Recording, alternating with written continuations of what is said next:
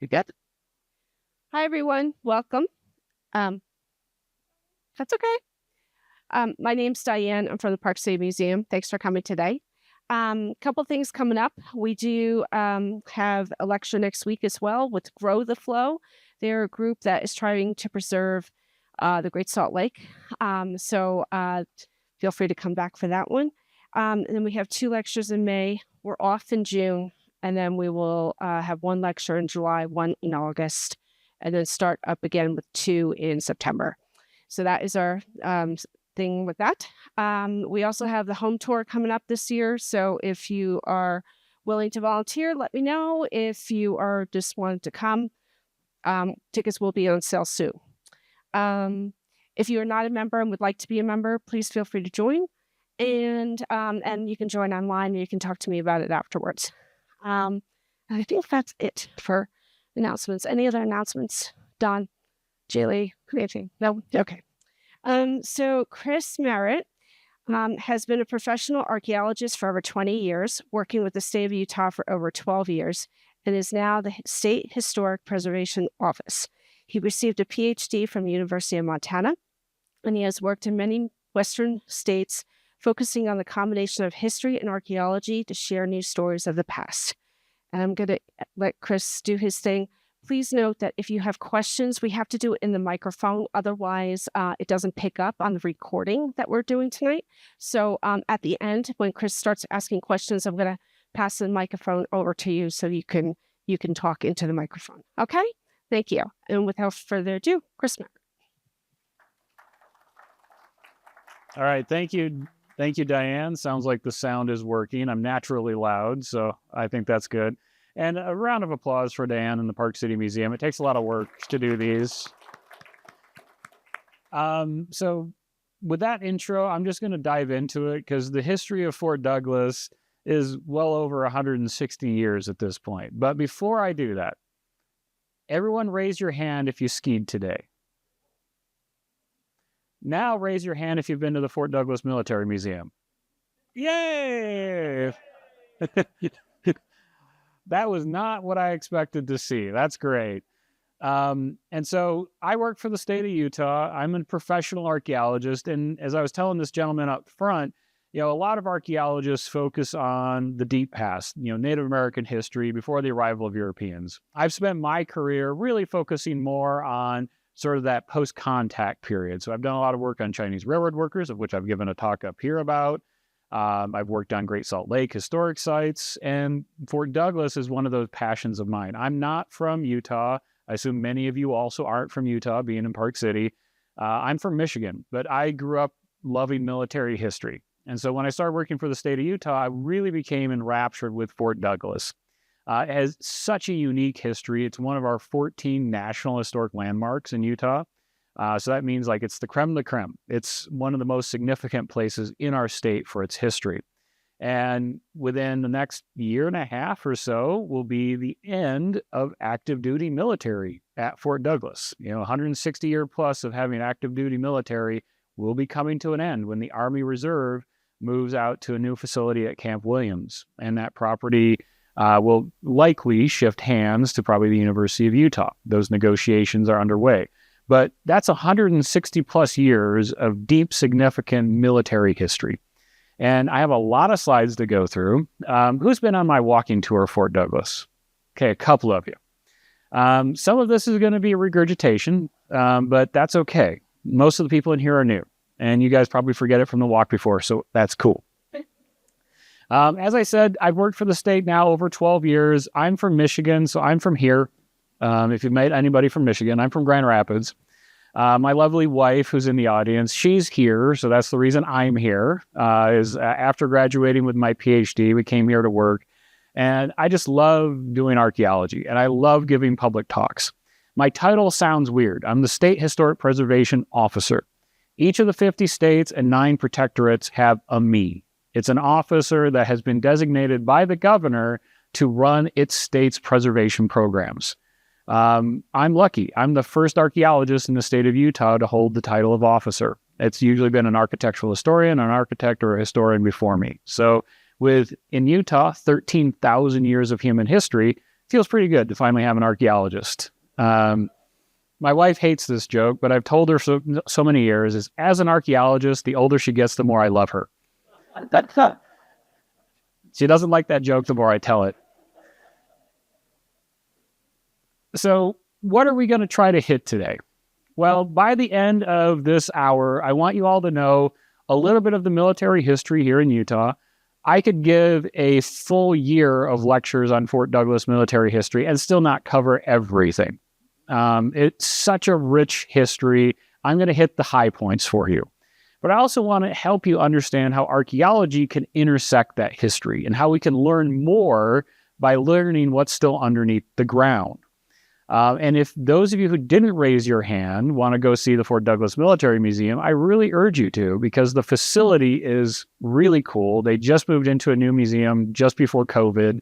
And just the landscaping and the history of that place, you feel it when you walk around. And not enough people visit Fort Douglas. And that's part of why I'm here proselytizing you guys today for Fort Douglas. It is such a cool place.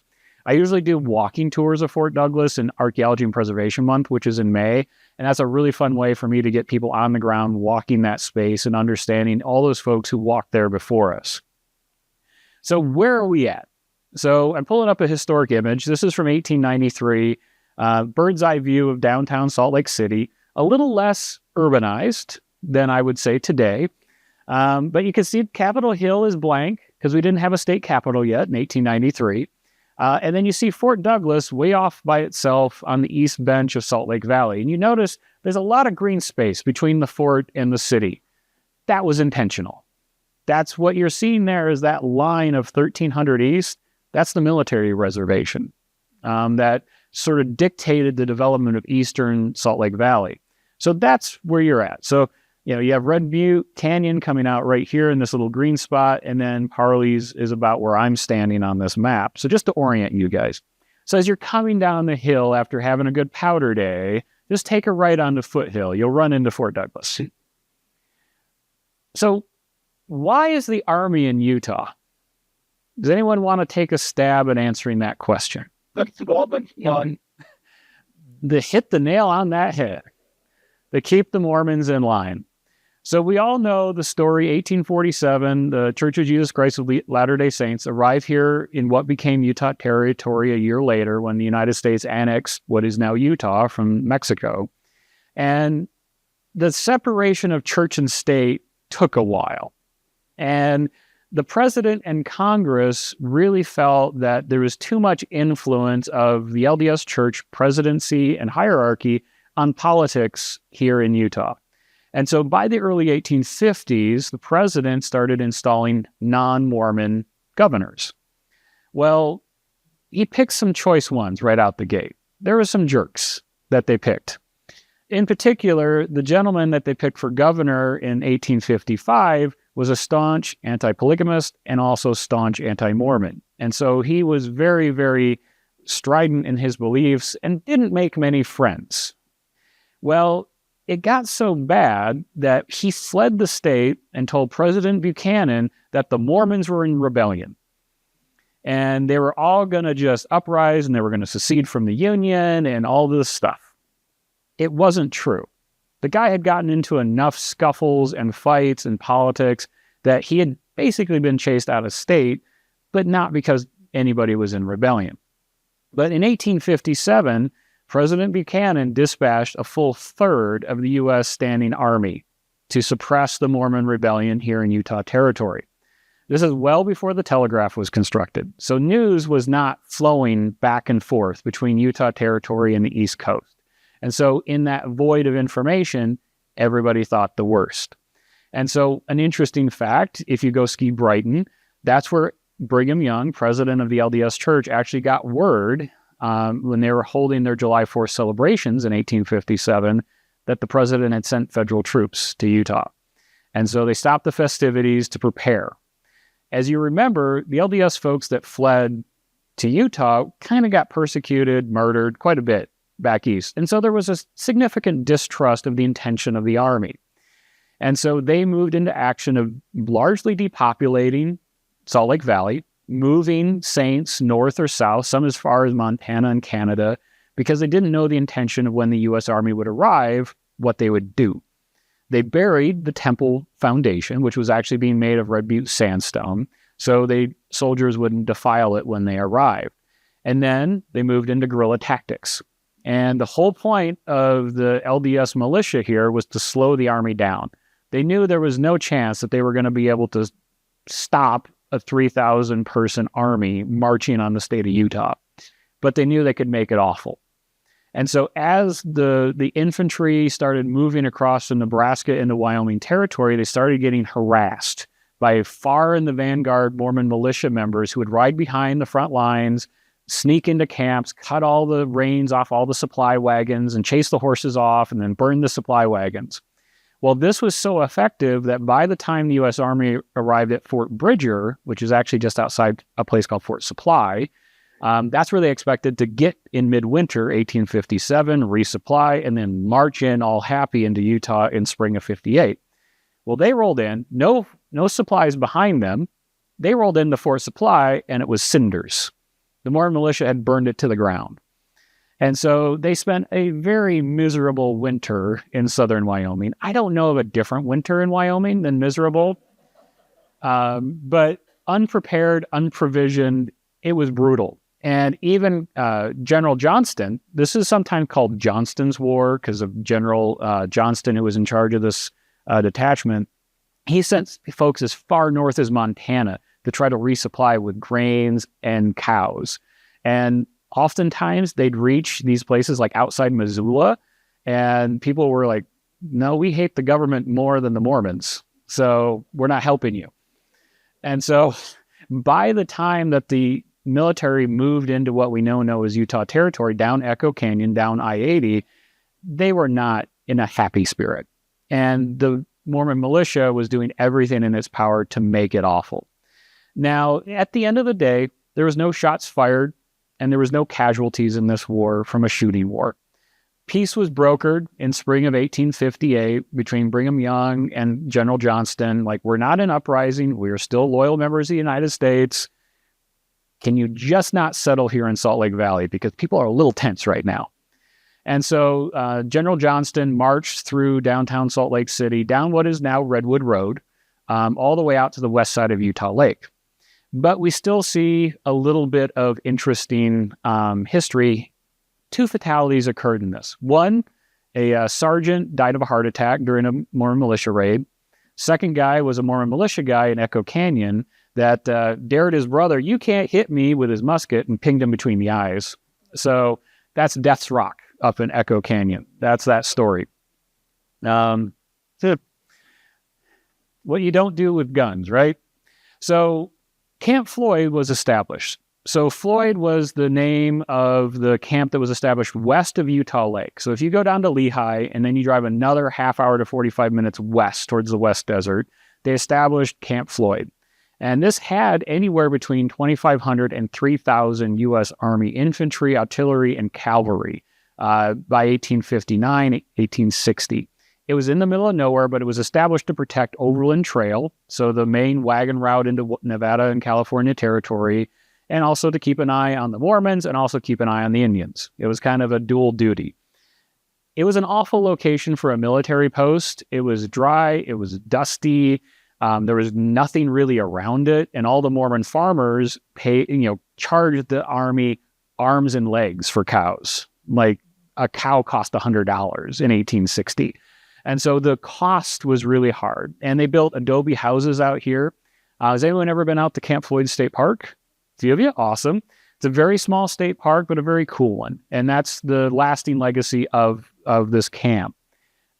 But before we jump into how Fort Douglas was created, I want to point out archaeology. As you're traveling up and down I-80, if you look kind of right where that rest area is with the weird Hobbit dome kind of building, if you look across the valley at the Ridge Rock, you'll see stone walls. Those are fortifications that were built by the Mormon militia in 1857 so they could look down on the canyon in case the army approached and they needed to defend themselves. They fortified Echo Canyon with these rifle emplacements, but also they had big bundles of sagebrush that they would light on fire and roll into the valley if they had to. They built little creeks that would dam the river. And so effectively, they were just going to make this a miserable march for the Army. Because even if there was 10 or 15 militia members up on the Ridge Rock, a couple shots from them, 3,000 men suddenly stop. And by the time you get them moving again, it's half a day. And so the militia was prepared for this. So the one on the left is in Echo. The one on right, if you go between Jeremy Ranch and East Canyon, there's Little Immigration Canyon hiking trail, and you can see Fort Wells, which was the last ditch fort that the Mormons constructed at the mouth of Little Immigration Canyon. That was going to be their last ditch fortification to keep the Army from entering Utah Valley. But it's still there. That's a pretty cool place, and you can see it as you drive down that dirt road. So 1861 occurs. So 3 years after the arrival of the U.S. Army, a fairly significant event occurs in our nation's history. What happens in 1861? Civil War. And everyone looks around and, President Lincoln's like, okay, where's our army? They're in Utah. So a third of the U.S. military was sitting here in Utah Territory at the onset of the Civil War. And the Secretary of War recalled the troops. As they went back eastward, however, the loyalties split. And so those loyal to the South went over the Soldier Summit towards Price and went towards the South. And the regular folks that did not see to the South went back through Wyoming. Soldier Summit gets its name from an event from some of these defecting Confederate soldiers who died on that pass in a freak snowstorm. And so Camp Floyd is largely vacated, but there was still a worry of, is this when President Brigham Young's going to try to secede from the Union when we're all looking somewhere else? Or is this when the tribes are going to try to get out of line? So they replaced the U.S. Army regulars with volunteers from California under the command of Colonel Patrick E. Connor. Connor is a very hard name in our state's history because in 1863, he's the gentleman that orchestrated the Bear River Massacre, which wiped out most of the northwestern band of Shoshone, the largest Indian massacre in our nation's history. But because it occurred during the Civil War, it got paragraphs in the newspapers. But he was brought in to lead Camp Floyd, and he's like, this sucks. We're in the middle of nowhere. I can't kill any rebels, and I can't kill any Mormons. What am I going to do? Well, he killed some Indians. He did that a couple years after he came to Camp Floyd. So he petitioned the Army to move Camp Floyd. He's like, it doesn't make sense. I want to be near the seat of power in case the LDS Church tries anything.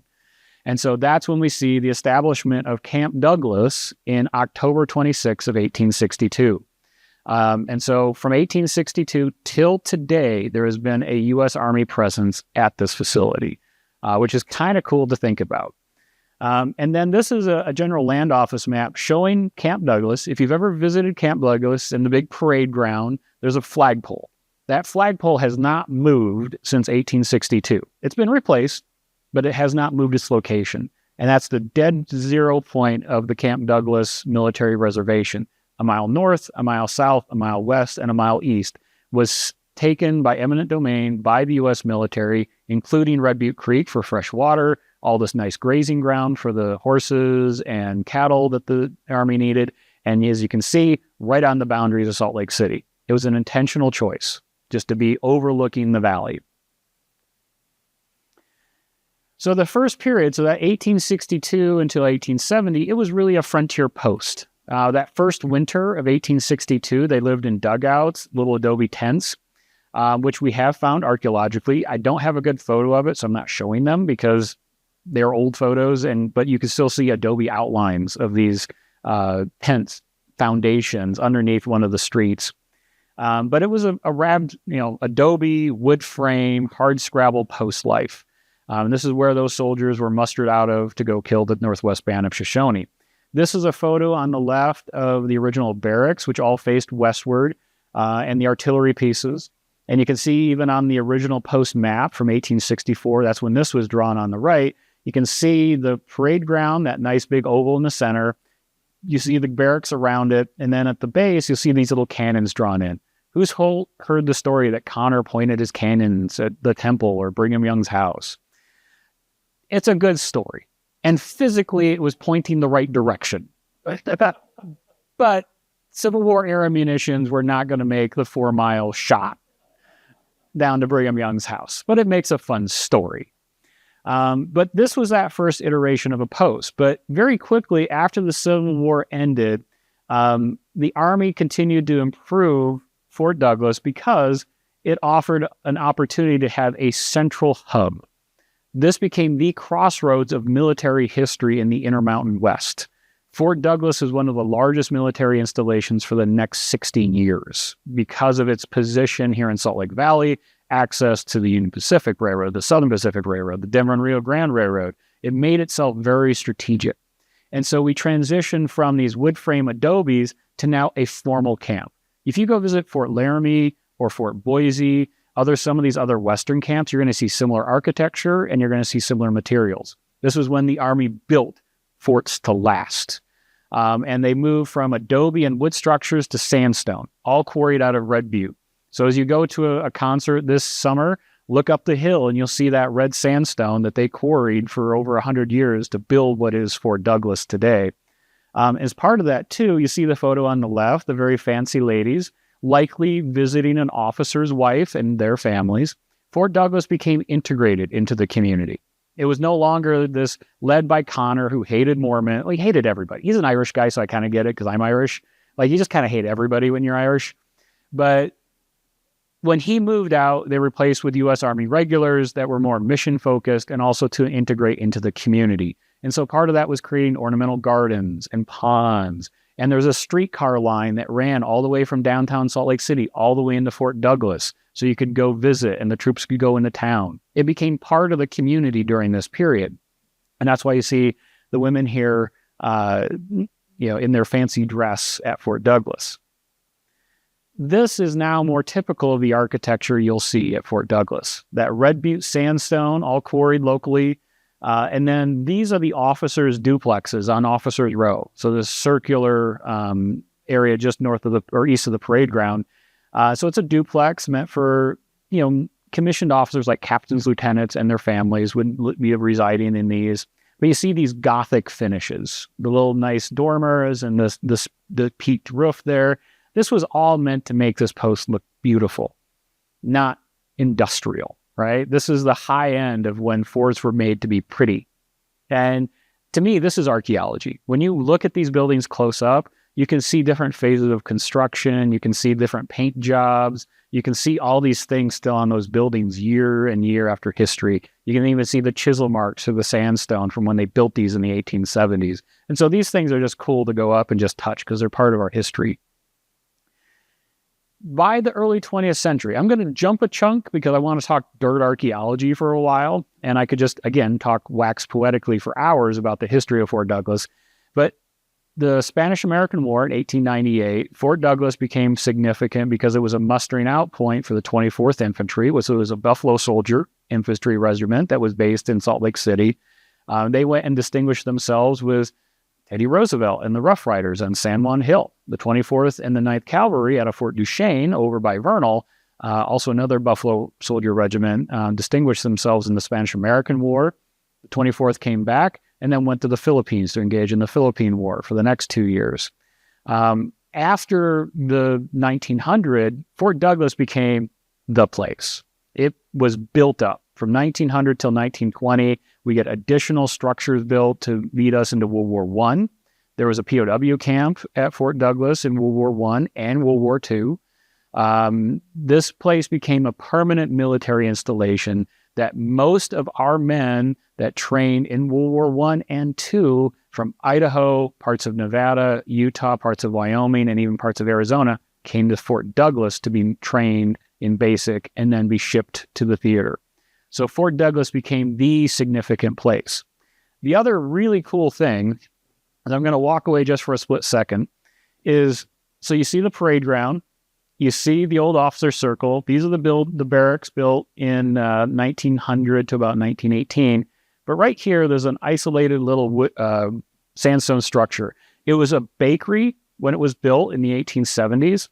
But in World War II, it was the radio shack for the Pacific Theater. They moved all the troops off the West Coast because of the threat of Japanese bombardment. And so they moved a lot of command and control for our Pacific Theater to Fort Douglas. So think about the radio calls that went through that little nondescript sandstone building as we orchestrated the Pacific Theater in World War II. The layers of history at Fort Douglas are just, stunning. So let's fast forward. So after the Vietnam War, Fort Douglas started waning. And I'm looking at some gray hair or lack of hair like I'm getting. You remember the 1980s and the Reagan and then the Bush administration. During the Bush administration, there was a base closure plan where they wanted to try to consolidate now outmoded military posts and try to move bigger and bigger technology to bigger and bigger military posts. Fort Douglas was one of those posts that was targeted for a base closure. And at that point, it was, 100 years of history, 120 years of history. The people of Salt Lake loved it. The University of Utah loved Fort Douglas because most of the entirety of the University of Utah is on former Fort Douglas military land that was slowly given to the University of Utah over 100 years. And so the linkage between the University of Utah and Fort Douglas are so fundamental.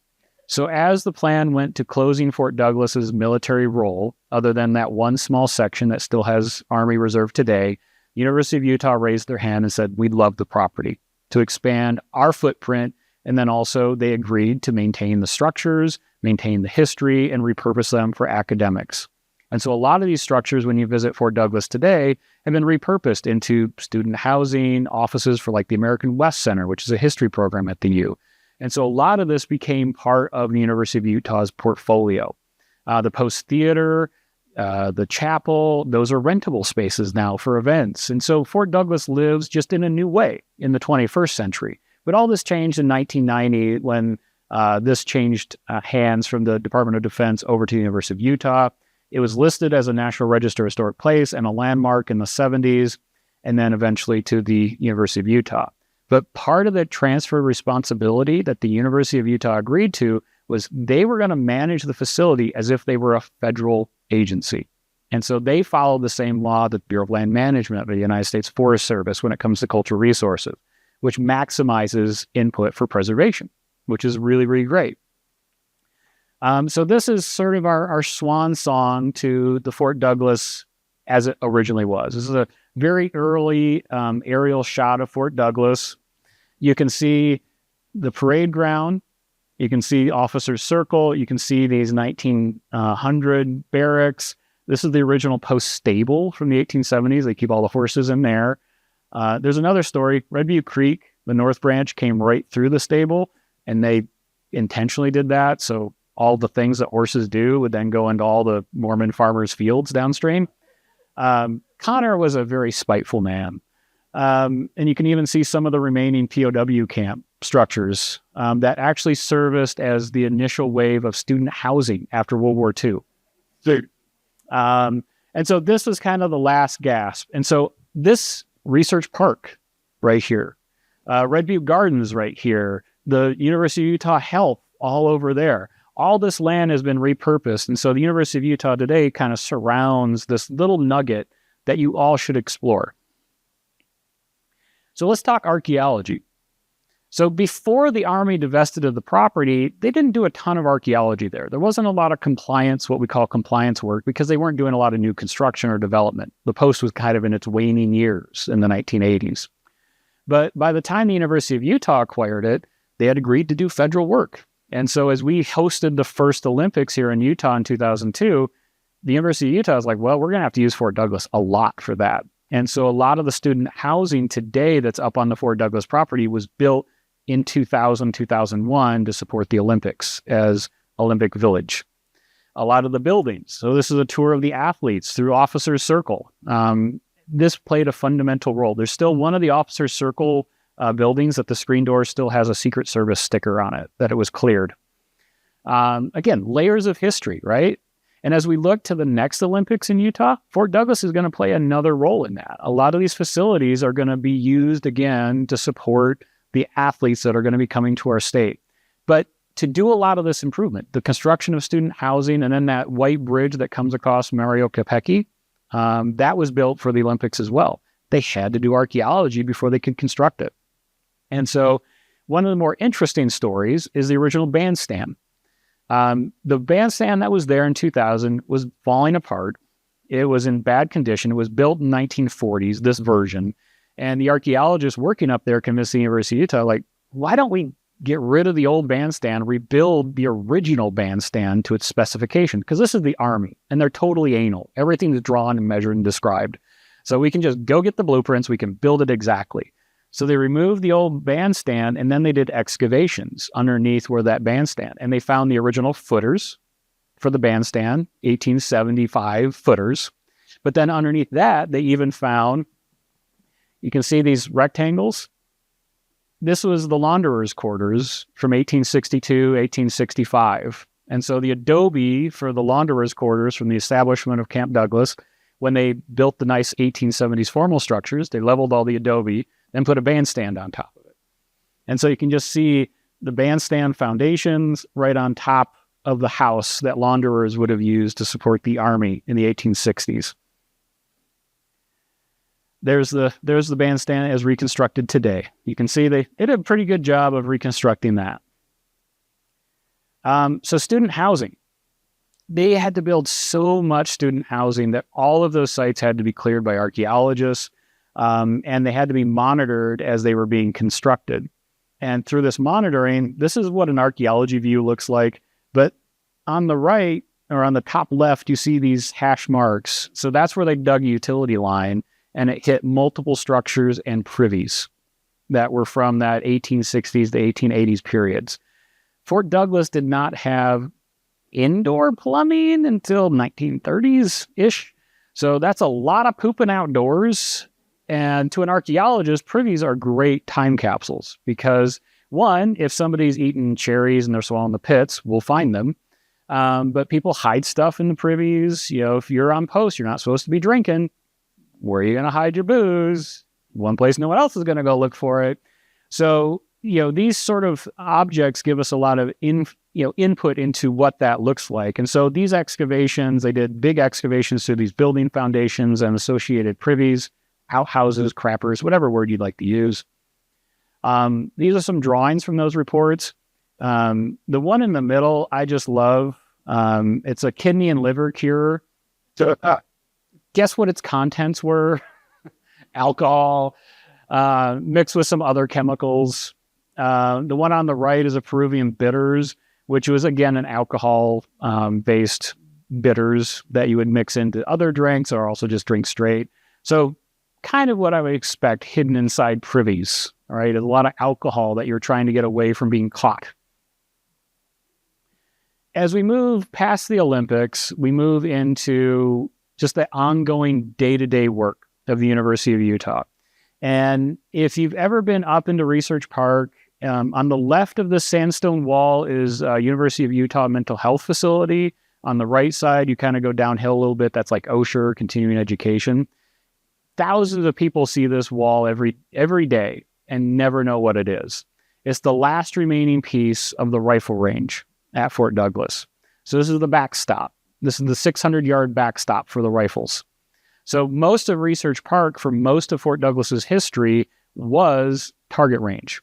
So if you wander through Red Butte Gardens, that's where they did bazooka tests, they did hand grenade tests, they had a .50 caliber machine gun nest there. This area was being used as active military. That's why people walking the Bonneville shoreline today still find fragments of artillery shells and gun casing or cartridge cases, because the Army was just firing it into the mountain. There wasn't really regulations back then. And so that wall is actually this target butt wall right here, and it's right across from the cemetery. And so kind of these little cool pieces as an archaeologist, when you're driving around, like my wife's like, we don't have to stop at everything, right? I'm like, there's a wall right there. And I have to get a photo. But we also get less glamorous things. So the University of Utah was doing a large fiber optic project, and they hit this structure on the left. That's a stormwater drain, but it was a beehive design, very unique design that the Army employed in the 1910s. This is when they started making Fort Douglas actually control its water, both storm and poop water. And so this is when we start seeing cesspools and pipes being constructed. But it was just still sitting there. It's not been serviced, probably since the 1970s when it was diverted, but it's still chilling underneath the ground. And we just left it in place after we got some photos. This fall, where the University of Utah is building its new baseball park, they were doing excavation. Again, it's on military land, even though it's a good almost 3/4 of a mile from the core of Fort Douglas. They hit a cache of horseshoes. So these are all very uniform horseshoes, so probably from the cavalry. And, there's only so many times you can rework horseshoes. And so they just cached them all, dug a hole in the middle of nowhere and buried them. And then, 120 years later, the University of Utah is digging a baseball field. I'm like, oh, what do we do with 96 horseshoes? I'm like, well, you have a very lucky day is what you do. But in these cases, right, we photo it, we document it, we make sure it gets recorded, and then the artifacts can sometimes be put into the museum, other times we just put them back in the ground. This one was pretty dramatic. This was a trench also for a fiber optic that went right in front of the museum building. And this one was a real boo-boo because the University of Utah didn't use a lot of the historic maps that were available, and they thought they could just trench through the street. Well, they hit 13 foundations from the original barracks, and you can actually see the one outline in that sidewall there. It's Red Butte sandstone foundations, and that trench kind of went like right through all of these structures. But we made lemonade. And so the University of Utah hired a consultant, SWCA Incorporated, an archaeologist who came back, and we did controlled excavations. And the hope is maybe in a couple years, we know where these walls are now, to maybe put something in the asphalt so people can kind of see where the old barracks were as they drive up and down Potter Street. But the archaeologist did an excavation at the very upper end where they found the adobe tent structure about 3 feet underneath the ground that had just been buried. But they also found a fairly rich dump, including a bunch of interesting artifacts. So you'll notice bottom left, that's that bugle insignia that if you've ever watched a Civil War movie, that would have been on their caps. The L-shaped iron thing in the middle, that is a nipple wrench for a musket. And so if you've ever fired black powder, you put the little percussion cap on a little nipple on the back of the rifle, and then that's what the hammer hits to spike it to fire it. Well, you needed to take that off with a little screwdriver, and that's what that is. That's a wrench to get that off. You also see insignia buttons, Civil War era insignia buttons, and then that bottom little corkscrew-looking thing, that's actually an officer's saber hook that would have been on his belt. So all of this stuff is very Civil War period, which is cool. But this is what came out of the trench. When SWCA went in and did controlled excavations, they found a lot more personal items. So a Virgin Mary. A lot of these, very few of these soldiers were Utah. And so many of them were coming from immigrant backgrounds, Catholic backgrounds. And so we have Irish, we have Greeks, we have Italians, we have a lot of folks arriving here in Utah, and we see some of these objects still left behind. This has been a fun project. So another compliance situation that the University of Utah had was they built a new electrical substation, and they hit the original post dump. That had been documented, but they hit it. And so it's 3 feet thick, the length of Red Butte Creek, because you just dumped your garbage in the creek. It's what you do. And so the mitigation, because it was so rich, is that they hired a consultant to do a portion, but then a small portion we took to do public education. And so people could screen the dirt to learn the history and touch the artifacts and help us do that on the ground archaeology work. So this is a public event we were running where kids got to experience archaeology. It's a very controlled environment, but they got really excited. One of the coolest things here is, I had artifacts out talking about it. I'm like, oh, that's a ketchup bottle. And I kept going.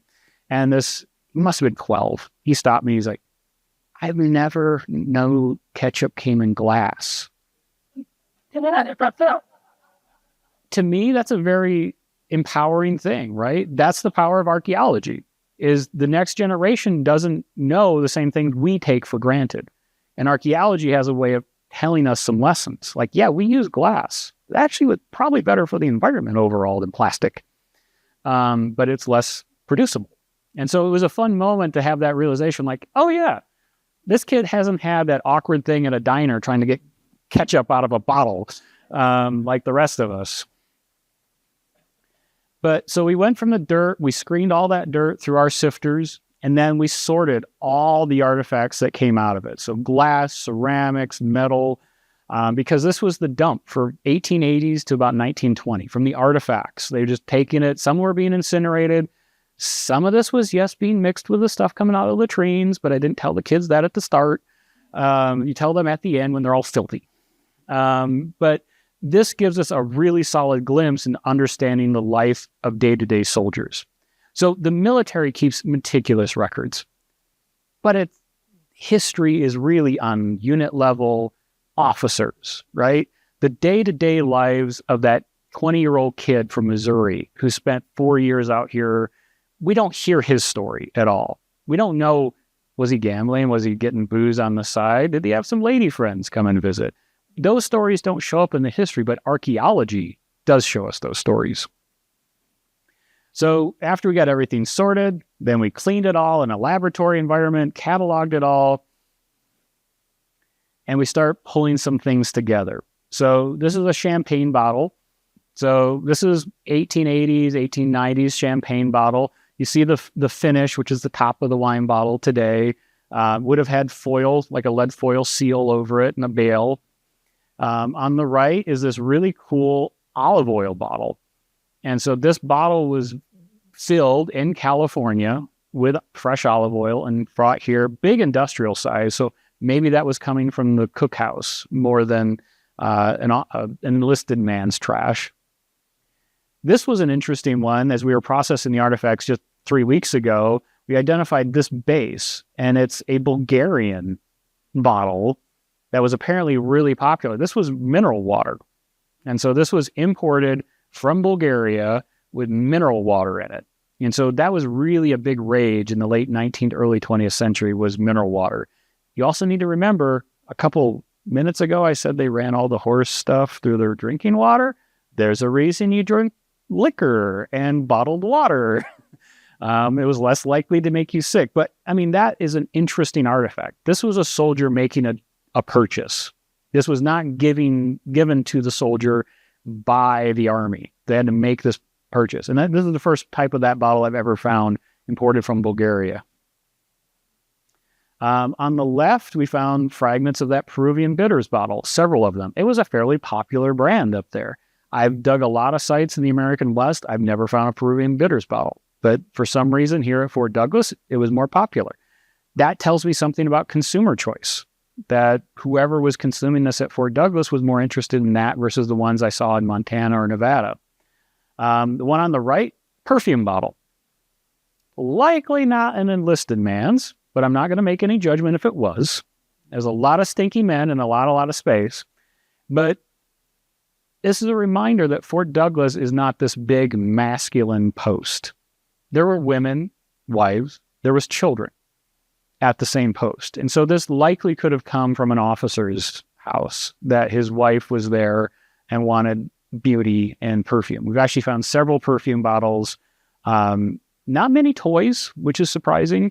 But today people still find marbles and jacks still out on the parade ground underneath some of the big trees. Because if I was a kid and my dad was gone all the time, I'd probably be playing underneath those big shade trees myself. And so just that cool way of thinking about the layers of history at Fort Douglas in a different way, of the stories we don't hear about military posts, women and children. Lots of tableware. So the photo on the left this was a great experience for my staff and some students I had come in, is we took all the ceramics. So that's porcelains, earthenware, and stoneware. We separated them all out, and then each one of those circles is one vessel. Those are unique vessels that we found. And then as I zoomed in onto a couple, this one in the middle is really beautiful. Blue on white, porcelain. This is from Japan. This is a phoenix motif.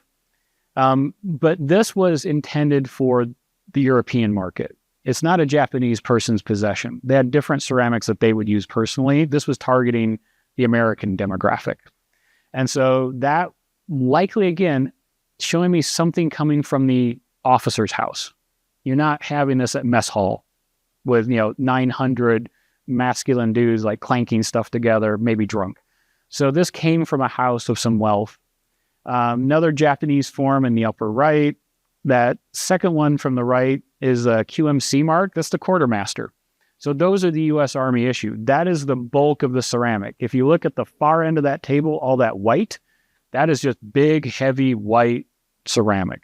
Same as if you go into the back room of a restaurant today and it has these big earthenware plates and stuff that are durable. That's why they mass produced it. And the U.S. Army had an exclusive contract with potteries out of Trenton, New Jersey that had the QMC mark stamped on it. So if it's a black mark, it's pre-1888. If it's a blue mark, it's post-1888. So that's a nice way to date military ceramics. And then just some other stuff, really decorative, figural stuff, this really unique pattern of this herringbone kind of fashion. And then my master's I actually did on LDS-produced ceramics. And we did find Mormon pottery in here too, mostly flower pots. So using local pottery to beautify their porches, which is just that cool connective piece that you don't see in history books, but we can see in archaeology. But we did see some military ephemera. So on the left is a collar insignia for the U.S. 38th Regiment. So that is the longest serving regiment at Fort Douglas. But you guys might have heard this in your World War I history class, the Rock of the Marne. That's the 38th Infantry was given that nickname by the French and Belgian troops because their first engagement in France, they did not retreat. The French and the Belgians and the British were so used in trench warfare, like, oh, here it comes again, let's run.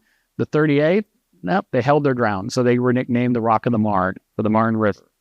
And on the property that the Army Reserve currently has is a chunk of rock that was donated by the French government to honor the 38th. Water. So that's a World War I era collar insignia. On the right, these took me a hot minute to figure out. That's really light brass. And those are equipment tags. So again, the Army was very anal. And so when they're like, we're issuing you something, we're going to tack a tag on there with a number. And so this is actually a quartermaster tag. That's the U.S. Army symbol for the quartermaster department. And so that was probably big bundles of supplies coming in for the soldiers, but they were tracking it using these little brass tags. We had to do a lot of cleaning to make that legible.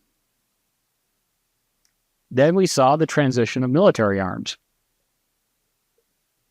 So before I get into military arms, the upper left, tobacco pipes, now smoking. But in this deposit, because we span the 1880s to 1920s, we see the spread of military ephemera. So after 1873, the U.S. Army was issued the 1873 Springfield trapdoor rifle, 45 caliber, 70 grains of black powder. This is what Custer had at the Little Bighorn. Single shot, fire, trapdoor, cartridge comes out, you load a new cartridge, fire again.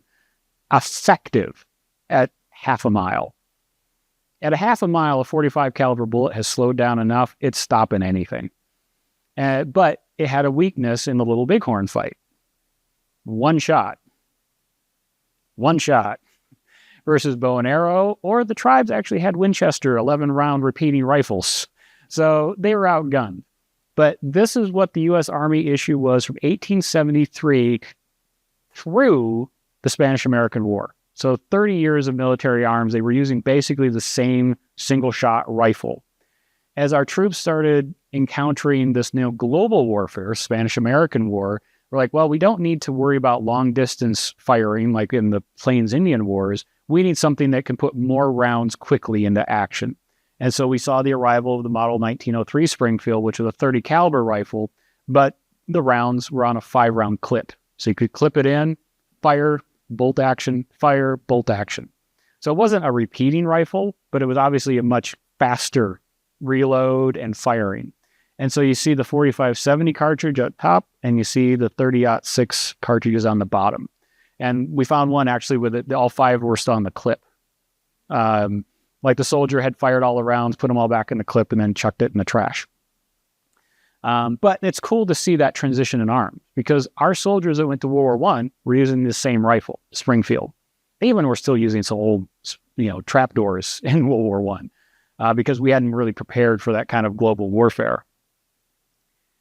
So now I'm going to conclude with some of the archaeology we've been doing. And so I say SHPO archaeology because we're now doing it. The University of Utah's archaeology program doesn't do historical archaeology. They don't do what I do. They focus on Native American history. So there's no real active research program, even though they have an amazing world-class archaeological site on campus. And so I've raised my hand like, I'll dig there. Gets me out of my office. This is the fun part of my day. And so we've targeted some low-hanging fruit. And so this is a view looking towards Salt Lake Valley in the early 1860s, and you see the Ordnance Magazine, guardhouse, and storehouse. These were on the lower end of the parade ground and were removed in the 1870s and then moved other place in town. So that's where I've targeted because, one, it's easy digging. It's under sod. I only mildly annoyed their facilities folks. And so we've proposed doing some work there, and I'm going to walk you through real quickly. And so the first thing we did was what's called a ground penetrating radar. Anyone ever heard of ground penetrating radar? Good, seen some head nods.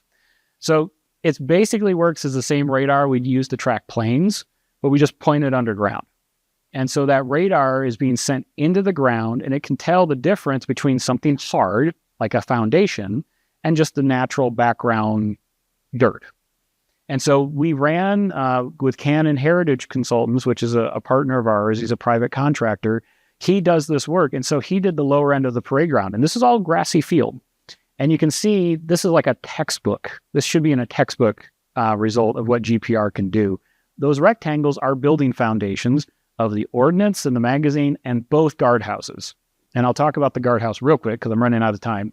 So 1860s guardhouse, you see right in this line. Well, this was noted to be like the worst guardhouse in the U.S. Army, and like drippy, everybody got sick, there were rats, it was awful. So they built a new guardhouse in 1876 right adjacent to it. And so you can actually see both foundations, but you can see how bigger it is too. And so it's a really cool marker for us to do archaeology. So we targeted the guardhouse first. So this is that 1860s version. There's a photo of that guardhouse. The guardhouse is the post jail. So this is where folks would get put if they, drank a little bit too much or they caught deserting. They would be put in here. And that was adobe. So we opened up a big excavation block, but just targeted the corners. And boom, just 6 inches underneath that well-manicured sod, you see that rock. That's the foundation of the guardhouse, just 6 inches underneath the sod. You can see no rock on the right and no rock on the left. That's a good indication it's a foundation. It's rectangular and you don't see it on either side. And we found it on both sides of the excavation. But what the real clincher was is we found this little guy on the left. We found a cluster of these. If you've ever watched a Civil War era show where they're using artillery, they load it, and then you have the guy standing behind it kind of parallel, and he's got a string, and he pulls it. Well, that string is attached to that guy. That's a friction primer. So in the very back end of a Civil War era cannon, you'd slide this little brass tube with that little wire hanging out. And that brass tube was full of a little tiny bit of black powder and nitro. And so when that string got pulled, that wire would be pulled out, and there was a little teeny piece of flint. It would start just enough spark to ignite the black powder to ignite the cannon to fire. And so the parade ground, that lower parade ground, was used in morning and evening cannon salute to start the day and to end the day. I always like to think about the poor guy in the guardhouse 6 feet away nursing a hangover with a cannon going off at 5:30 in the morning. But these were just underneath the ground surface. And it's a Civil War era artifact, and we found a cluster of them. Shortly after we did this excavation, there was a person got caught metal detecting on the parade ground, which is illegal. It's federal land. So don't metal detect on Fort Douglas ground because it is a felony. But it's a danger, and so we wanted to continue to do more work. So we came back and targeted this structure. So the guardhouse was in the center. This one on the right is the ordnance storehouse. So this is where they kept wagon wheels for the artillery wagons or harnesses for the artillery horses, the draft horses. It's like their storehouse for hauling munitions. The magazine is our next target. That's where they would have kept the blowy up stuff. I want to do that next. The wall there is much thicker. Imagine that. But this building was our focus. That guy there. And so let's see if we get this guy. So this is a video. You might need to start it on your end. So we did have a drone take a flight of this guy. Oop, no, the video not working. Just click on it. Yeah. Dang it. That's all right. Well, it would have been a really cool bird's eye view Oh, is it loading? So this we excavated much more substantially for the post 162nd anniversary. We had this excavation open. And so you can see we did a trench, tried to cut through the entire building foundation. And as we get up higher, you're going to see that wall that was closest to us in that photo is right there. And then the far photo shows the wall on the other side. But drones have increased our ability to storytell. It gives a different view than ground level photography. We had to get special permission because we were in the flight path, the University of Utah, helicopter for their health department. So thank you for the assist, back row. But we did the excavation. Jump to the next one. And then you can see these photos. You can see the trench that we opened, the south wall, north wall, west wall, and then we eventually opened where he's sitting and we found the east wall. So we got all 4 coordinates.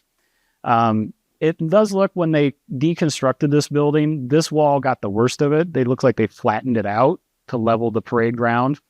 But we did find some really interesting artifacts in here, including what I feel is the end of the story, or the end of a good or a bad night. It depends on your perspective. We did find some equipment bandoliers. We found a glazed teapot and a champagne bottle, but the champagne bottle was found right next to a garter belt hook. And it was on the side of the guardhouse that the officers wouldn't be visible from. So to me, there's a story there that we might never know, but we know a little bit more now because of the archaeology and doing it carefully, because everything that we recover, I could put back in the ground within an inch.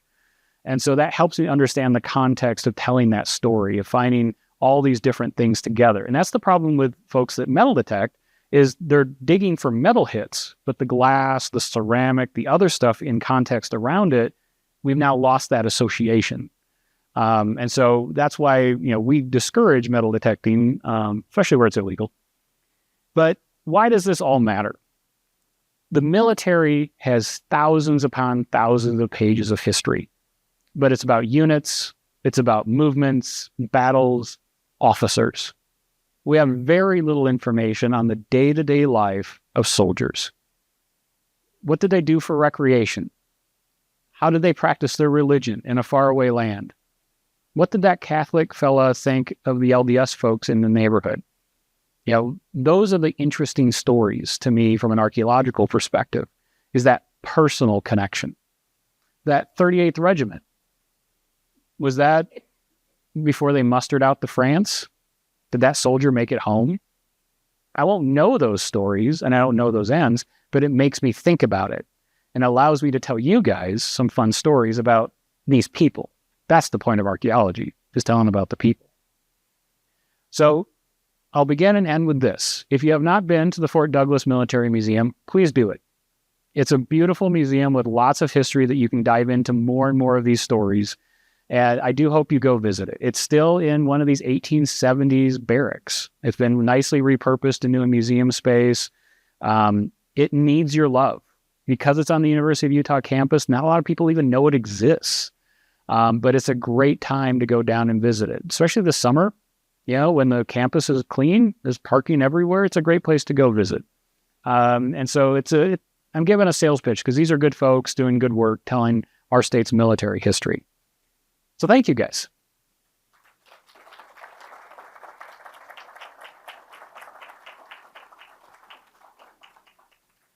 Six o'clock on the dot. I tried to be quick. I'm sorry. Dr. Merritt, that was a great talk. Thank you very much. 2 quick questions for you. How many troops were with Colonel Connor when he came here the first time? So the numbers vary because they were volunteers, but anywhere between 250 and 310. Okay, and so we know at the Bear River Massacre, there was at least 200 soldiers. And also going back to the Mormon War, your thoughts on the talk about a conspiracy theory between President Buchanan, Secretary Floyd, General Johnston, and Southern sympathizers to create that war as a diversion and a way to weaken the federal militia in the run-up to the Civil War.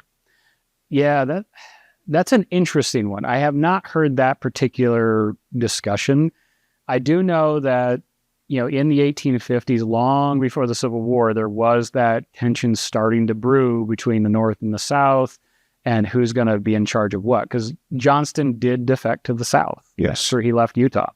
And so there is, I'm not always the tinfoil hat conspiracy theory crowd, but I think there's some argument to be made. There was more politics involved than just suppressing the Mormons. Right. Buchanan, a Southern sympathizer, though he was born in Philadelphia. Floyd was from the South, and so was Johnston. So and the fact that I did not realize they had a third of federal troops out here at Camp Floyd before the war, and also in the distribution of equipment that was associated with that, most of it went to the South. Yes. With the returning troops. So, but anyway, thank you very much. No, thank you. Any other questions?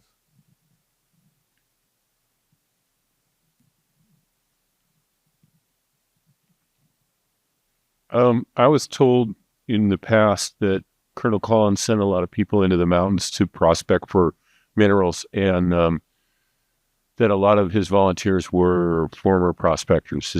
There's much truth to that, or like what percentage would you say?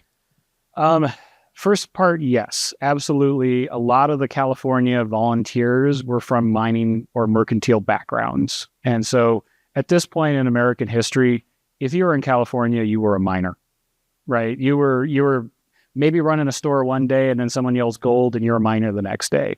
And so a lot of these guys had that mixed background, including Connor, right? He was a con artist, he was a miner, he was a business owner, he was doing everything. And so your stories are absolutely right. While they were in Camp Floyd, they're credited with the first silver strikes out in the Ochre Mountains, which then became Bingham and the big copper pit. Like Stockton, which is south of Tooele, has a Connor Street. It's because he kind of founded that town with some of his expat folks that were mining. And so as far as a percentage, I'd say 50, 60% or more of those volunteers had some interest or stake in mining. And even they're credited with really the first silver strike up Little Cottonwood Canyon too, once they moved over to Camp Douglas. Thank you. Was a really, really good talk. Thank you. Appreciate that. I've done this for a few years, so I tried to keep most of you awake. Anyone else have a question? So I think that there was a time capsule that they were looking for around the museum buildings. Did they ever find that? Do you know? Yes and no. There's a mixed answer to this. Let me go back to a slide. So very customary to have military posts with time capsules. And so what we have tried to figure out, where's my map? It's way back. So I'm going to talk while I'm going backwards. So the museum did a lot of research on trying to identify the time capsule. And there's a reference of the time capsule in newspaper accounts. And it was put into what was reported to be the first newly constructed of the new sandstone buildings. And so what that tells us is that there was 2 buildings under construction at the time of the time capsule, but one finished well before the other. And it's the building right here. It's now where the American West Center is, and then there's Environmental Humanities in the other building. And so we think it's in that building, but there's no description of where they put it. And so there's been a discussion of like, well, can we just take a few rocks out? Like, yes, but how many rocks is too many rocks to try to find the time capsule? Including, these are 150-year-old sandstone buildings with a lot of structural things to begin with. I don't think it's good to start ripping rocks off. So we're trying to explore non-invasive techniques like a handheld like GPR to see if there's a void in the wall, which even that, you don't know, right? There could be a void in the wall from just its construction techniques. But yeah, we are trying actively to figure out a solution so we don't just chop the poor building up trying to find the time capsule. The hope was trying to get for the anniversary, but I think we're going to do a much slower lead out to try to find that time capsule, because there's not even a really good description of what they put in the time capsule. There's a few things. But given what we saw at the Capitol and other like wards and everything else from the same period, it's probably letters, coins, munitions. They probably some bullet casings in there. So yeah, we're trying to find that right now.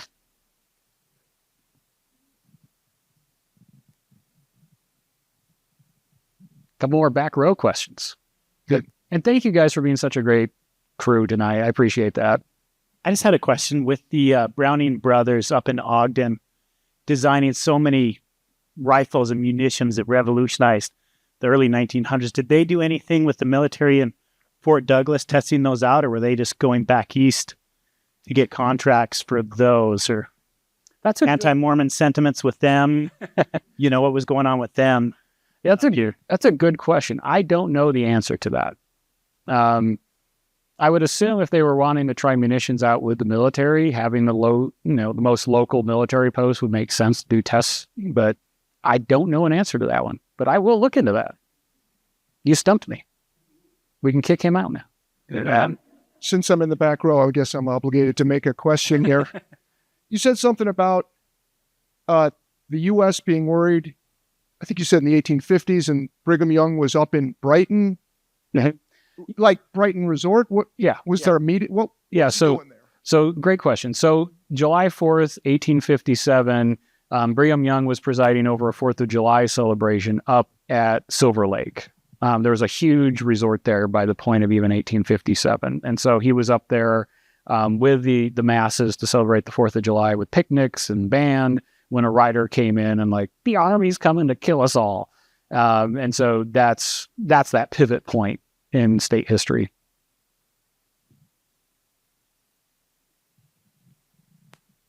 That reminded me, did those people he scattered out into other states, did they come back? Some did. Some started new colonies and new areas. Like some of the folks that went up to like the Bitterroot Valley in Missoula, Montana, they stayed. They made that hard trek. They just started new settlements up there. But many of them trickled back into Salt Lake Valley over time. There's rumors too that they filled all the houses with hay in case the troops were there, they would start on fire. There's some mentions of maybe some of the storehouses, like tithing storehouses, they did that too, but not the general houses. So most people intended to come back once they were assured they weren't going to get killed. One of my potters that I studied for my master's degree, he was working with his master in downtown Salt Lake City when the war started. He moved to Provo. He came back in 1860. So it took him a few years to come back to Salt Lake City to restart his pottery shop. So that's an analog. Like some people came back immediately. Some trickled back in because they had started new lives in the new location.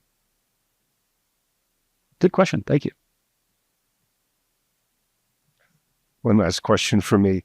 Did Colonel Connor die in Utah, and is he buried in the cemetery at Fort Douglas? No and no. Okay. There is a Connor monument in the cemetery, and there's some of his family members that are buried there, but not himself. I believe he's buried in California, but that's off the top of my head. I won't go on record for that one. Anyone else? Thank you, Chris. Thank you, Diane. See you. Thank you all. Sounds good. Build it.